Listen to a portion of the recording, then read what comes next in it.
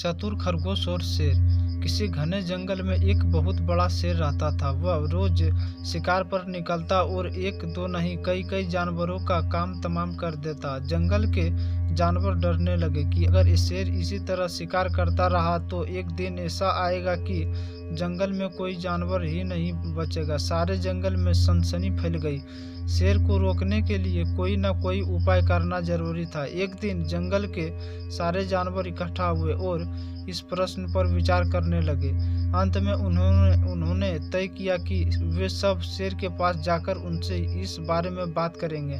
दूसरे दिन जानवरों का एक दल शेर के पास पहुंचा। उनको अपनी ओर आते देख शेर घबरा गया और उसने गरजकर पूछा, क्या बात है, तुम सब यहाँ क्यों आए हो? जानवर दल के नेता ने कहा, महाराज, हम आपके पास निवेदन करने आए हैं। आप राजा हैं और हम आपकी प्रजा। जब आप शिकार करने निकलते हैं तो बहुत जानवर मार डालते हैं। आप सबको खा भी नहीं पाते। इस तरह से हमारी संख्या कम होती जा रही है। अगर ऐसा ही चलता रहा तो कुछ ही दिनों में जंगल में आपके सिवाय और कोई नहीं बचेगा। प्रजा के बिना राजा भी कैसे रह सकता है? यदि हम सभी मर जाएंगे तो आप भी राजा नहीं रहेंगे। हम चाहते हैं कि आप सदा हमारे राजा बने रहें। आपसे हमारी विनती है कि आप अपने घर पर ही रहा करें। हम हर रोज स्वयं आपके खाने के लिए एक जानवर भेज दिया करेंगे। जानवरों के पास और कोई चारा तो था नहीं, इसलिए उन्होंने शेर की शर्त मान ली और अपने अपने घर चले गए। उस दिन से हर रोज शेर के खाने के लिए एक जानवर भेजा जाने लगा। इसके लिए जंगल में रहने वाले सब जानवरों में से एक एक जानवर बारी बारी से चुना जाता था। कुछ दिन बाद खरगोशों की बारी भी आ गई। शेर के भोजन के लिए एक नन्हे से खरगोश को चुना गया। वह खरगोश जितना छोटा था उतना ही चतुर भी था।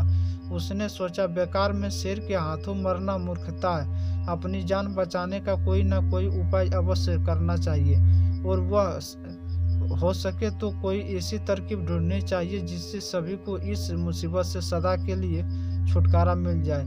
आखिर उसने एक तरकीब सोच ही ली। खरगोश धीरे आराम से शेर के घर की ओर चल पड़ा।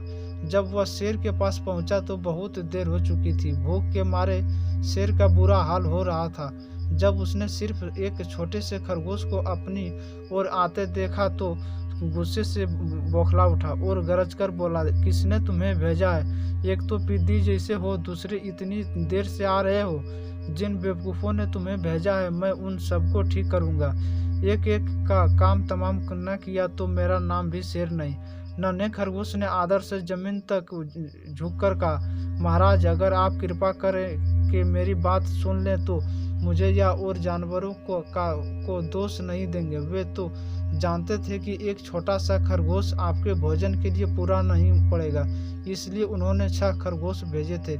इसलिए रास्ते में हमें एक और शेर मिल गया। उसने 5 खरगोशों को मारकर खा लिया।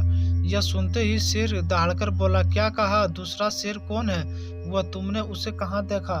महाराज, वह तो बहुत ही बड़ा शेर है। खरगोश ने कहा, वह जमीन के अंदर बनी एक बड़ी गुफा में से निकला था। वह तो मुझे ही मारने जा रहा था, पर मैंने उससे कहा, सरकार, आपको पता नहीं कि आपने क्या अंधेर कर दिया है।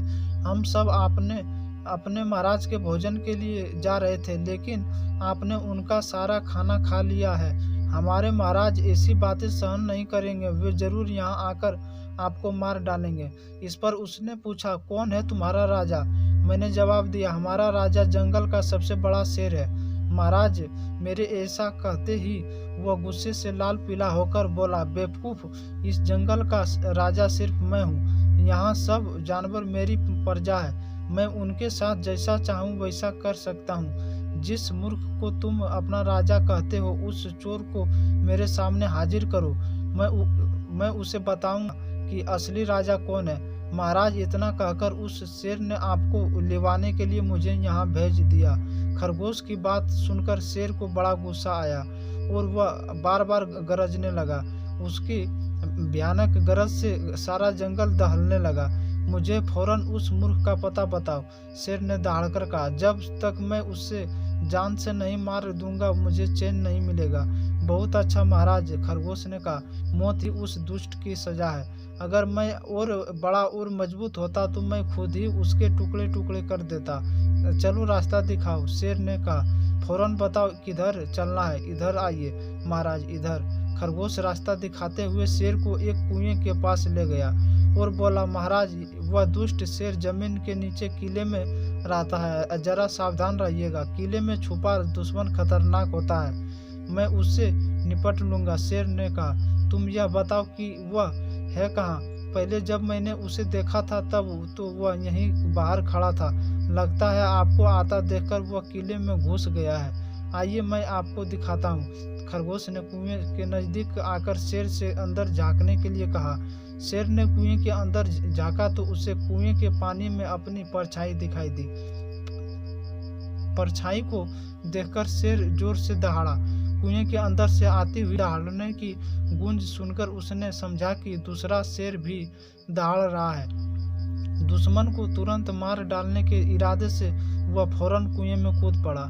कूदते ही पहले तो वह कुएं की दीवार से टकराया, फिर धड़ाम से पानी में गिरा और डूबकर मर गया। इस तरह चतुराई से शेर का छुटकारा पाकर नन्हा खरगोश घर लौटा। उसने जंगल के जानवरों को शेर के मारे जाने की कहानी सुनाई। दुश्मन के मारे जाने की खबर से सारे जंगल में खुशी फैल गई। जंगल के सभी जानवर खरगोश की जय जयकार करने लगे। इस कहानी से हमें यह सीख मिलती है कि मुश्किल से मुश्किल परिस्थिति में भी दिमाग शांत रखने से हर कठिनाई को आसानी से सुलझाया जा सकता है। हमारे इस वीडियो को देखने के लिए आप सभी को धन्यवाद। जय हिंद, जय भारत।